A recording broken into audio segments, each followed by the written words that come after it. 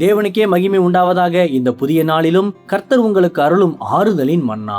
நானே உனக்கு உறுதியான கேடகமாய் இருந்து எல்லா தீங்குகளிலிருந்தும் உன்னை பாதுகாத்து வெற்றி பாதையில் வழிநடத்துவேன். நீதிமொழிகள் 30:5. தேவனுடைய வசனமெல்லாம் புடமிடப்பட்டவைகள். தம்மை அண்டிக் கொள்ளுகிறவர்களுக்கு அவர் கேடகமானவர். கிறிஸ்துவுக்கு பிரியமானவர்களே, இன்றைய உலகத்தின் சவால்களுக்கு முன்பாக பாதுகாப்பற்று நிற்கதாக எண்ணி நீங்கள் பயந்து போய் கலங்கி நிற்கிறீர்களா? கவலைப்படாதீர்கள். புடமிடப்பட்ட பரிசுத்த வேத வார்த்தைகளை முழுமையாக நம்பி அவரிடம் அடைக்கலம் புகும்போது கர்த்தர் இன்று உங்களுக்கு நிச்சயமாகவே உன்னத பாதுகாப்பை அளித்து வழிநடத்தப் போவதாக வாக்களிக்கிறார். அக்கினியால் புடமிடப்பட்ட சுத்தமான தங்கத்தை போல தேவனுடைய வசனம் மிகவும் பரிசுத்தமானது. அவரை அண்டிக் கொள்ளுகிற அனைவருக்கும் அவரே உறுதியான கேடகமாயும் இருக்கிறார். அன்று சாத்தானின் கொடிய சோதனைகளை நமது இரட்சகர் இயேசு கிறிஸ்து புடமிடப்பட்ட வேத வசனம் என்னும் கேடகத்தை கொண்டே முழுமையாக முறியடித்து ஜெயம் எடுத்தார்.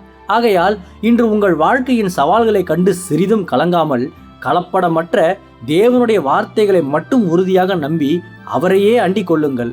அப்போது அவரே உங்களுக்கு கேடகமாக இருந்து உங்களை எல்லா தீங்குகளிலிருந்தும் பாதுகாத்து வெற்றியின் பாதையில் அற்புதமாக வழிநடத்துவார். கர்த்தர் தாமே இந்த வார்த்தைகள் மூலமாக இன்று உங்களை ஆறுதல் படுத்தி ஆசீர்வதிப்பாராக. ஆமேன். அல்லேலூயா. ஜெபிப்போம். என் அன்புள்ள பரிசுத்த பரலோக பிதாவே, இந்த புதிய நாளுக்காக உமக்கு ஸ்தோத்திரம். உறுதியான கேடகமே, நீரே எனக்கு உறுதியான கேடகமாய் இருந்து எல்லா தீங்குகளிலிருந்தும் என்னை பாதுகாத்து வெற்றி பாதையில் வழி நடத்தும்.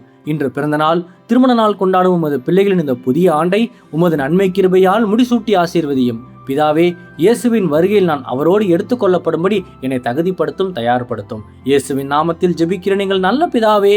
ஆமேன். மாரநாதா.